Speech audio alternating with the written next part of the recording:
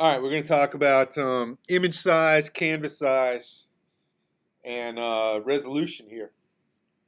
So anytime you open up a photo, or anytime you take a digital photo, you have a certain amount of information to deal with. Okay, it's pixel information. So these images, these are what are called raster images. You're not going to hear that term a lot, but that is the opposite of vector images. Okay, I mentioned vector a few minutes ago. A vector image is made up of lines and curves that are mathematically derived. So I can say, I can tell a computer to make a line between one point on the XY axis to another point on the XY axis. The computer draws that line. Okay, that's a vector image. The vector is that change in space. A raster image is made up of a bunch of different dots, okay, that come together to make an image, right? So we have pixels in this case. So that's different. These aren't mathematically derived. These are derived in a different information. Each pixel has some information in it. And each image has a certain number of pixels to it. We can access all that information in Photoshop by going to the Edit menu, and excuse me, not the Edit menu. It's too early in the morning.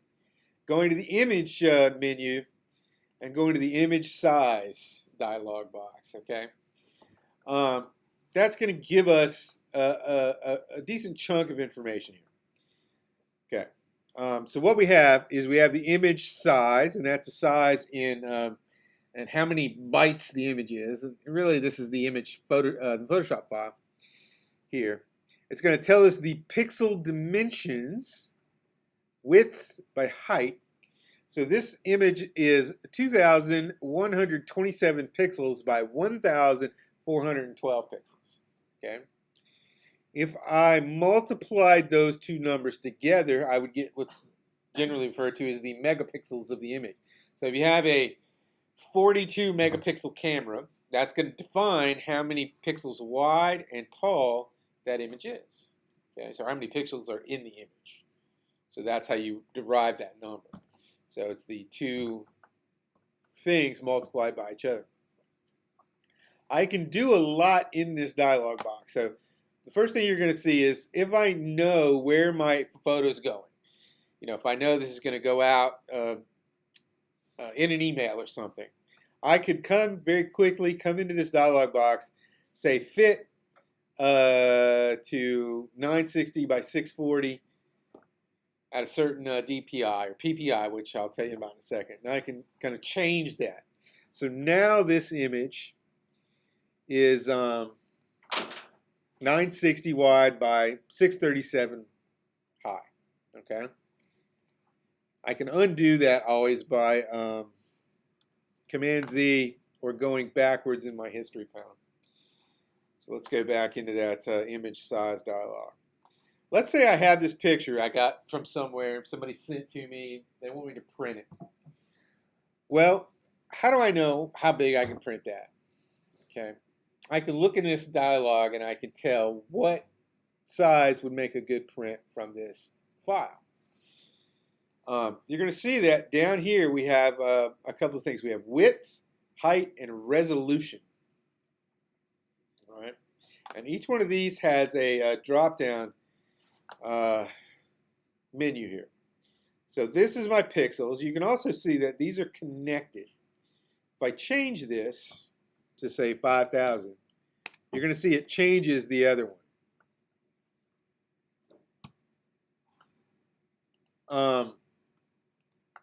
You're going to see it changes the other one. So those are connected. I can unconnect those at any time by clicking that and uncheck that. You're also going to see another little box down here. Now this is by default checked, but for our purposes we're going to uncheck this box quite a bit because in absolute terms the width, the height, and the resolution are all connected. You can see those become connected when I uncheck that box. I'll show you what that box is use for in a minute. So now I have a little bit different measurement. I have pixels per inch. This is at 300. And I have this becomes inches. Okay. So what this tells me is that at 300 ppi, or pixels per inch, this image is 7.9 inches by 4.7 inches. Okay, so that tells me that at a good print quality, which 300 dpi or ppi is, this image would be 7 by 4. Okay. If I wanted to change that, let's say I wanted to print at 250, which is still a decent print quality. I can change that resolution to 250. You're going to see that change to 8 by 5. Okay. So anytime I want to see what a picture is or can be printed at, let's go to, where's the one I'm looking for? Let's go to this one. This is a vintage photograph, but this is a fairly high quality scan. If I go to image size, you're going to see 4856, 3755, and I uncheck resample. That's 12 by 16. It's a pretty big print. Okay. Now that just tells me that that's how much kind of pixel information is there. All right. It may be a blurry picture. That doesn't mean it's a good picture to print. It just means that the information is, the number of pixels is there. Now, if I want to know, if I have a 16 by 20 piece of paper that I'm going to print on, I know that this, let's say I want this to be 16, say 20 width. If I make that width 20 inches for printing, my height becomes 15.4. I would probably actually make that 16. That way I'm slightly cropping from the top there. Then I'm printing at about 234. So at a 16 by 20 piece of paper, this would print pretty well. Because we'll talk about the resolution for printing later, but that's not a bad print resolution. All right, so if I go to, let's say, a image like this on the internet, I downloaded it from the internet. Come into image size. This is 1000 by 667, or 4 inches by 2 inches when I print it. That's not very good. Now, one of the things people think they can do is, well, if I need more pixels, I can come in and add more pixels. So this is 1000. Let me bump that up to 5000. Okay. Well, that's going to make that picture a lot bigger in pixel size. What that's going to do, though, is what that's not going to do is add information. Okay. So you got to understand this. You can always delete information from your images, but you can't truly add any new information by changing the size of the image. Occasionally you'll want to change the size up or down a little bit, but you won't add any detail. What happens is Photoshop goes in and it does its best to guess what that information is. So if you imagine I quadrupled the number of pixels in this image, so there are 4 times as many pixels. Photoshop had to go in and kind of fill those pixels in. It had to decide what will fill there. And if we zoom in on that, it doesn't really create any detail. It makes it a little blurry in here. Okay, you can see there's it doesn't look bad, but there's not any new information. I always like to tell this story. My sister-in-law used to work at Shutterfly, which is an online printing service, and she would do Photoshop on images, and people would call in and tell them what kind of changes they want to make. And people all the time would send a picture in, and it'd be somebody, and their feet wouldn't be in the picture. And it's people's, they don't understand Photoshop or what they've done when they took a picture, but they say, well, can't you just add the feet in? Can't you just make it bigger and it'll show the feet?